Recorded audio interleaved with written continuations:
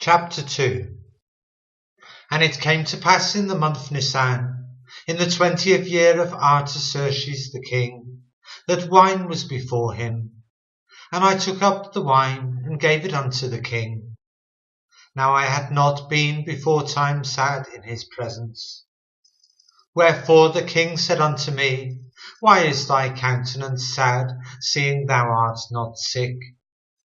This is nothing else but sorrow of heart. Then I was very sore afraid, and said unto the king, Let the king live for ever.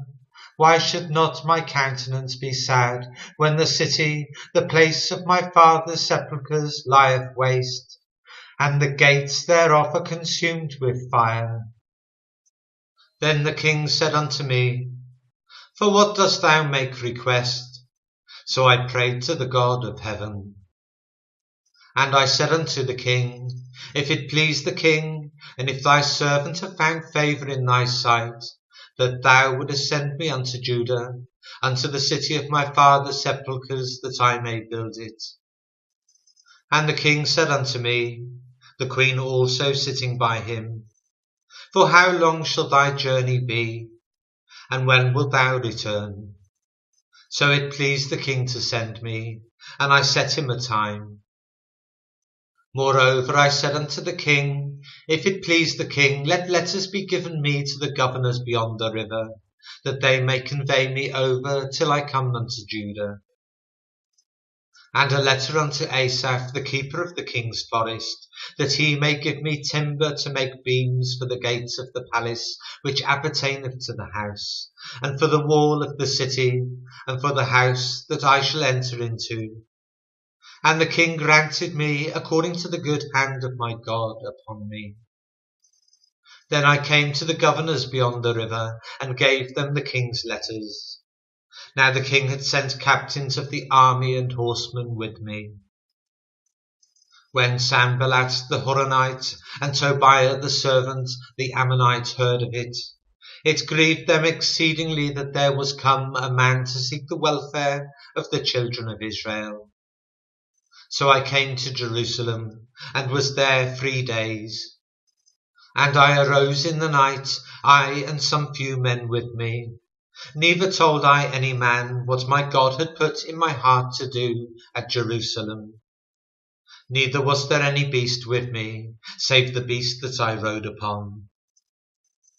And I went out by night by the gate of the valley, even before the dragon well, and to the dung port, and viewed the walls of Jerusalem, which were broken down, and the gates thereof were consumed with fire. Then I went on to the gate of the fountain, and to the king's pool, but there was no place for the beast that was under me to pass. Then went I up in the night by the brook, and viewed the wall, and turned back, and entered by the gate of the valley, and so returned. And the rulers knew not whither I went, or what I did.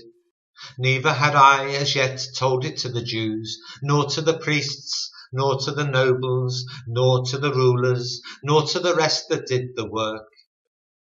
Then said I unto them, Ye see the distress that we are in, how Jerusalem lieth waste, and the gates thereof are burned with fire. Come, let us build up the wall of Jerusalem, that we be no more a reproach. Then I told them of the hand of my God which was good upon me, as also the king's words that he had spoken unto me. And they said, Let us rise up and build. So they strengthened their hands for this good work. But when Sanballat the Horonite, and Tobiah the servant, the Ammonite, and Geshem the Arabian heard it, they laughed us to scorn and despised us, and said, What is this thing that ye do? Will ye rebel against the king?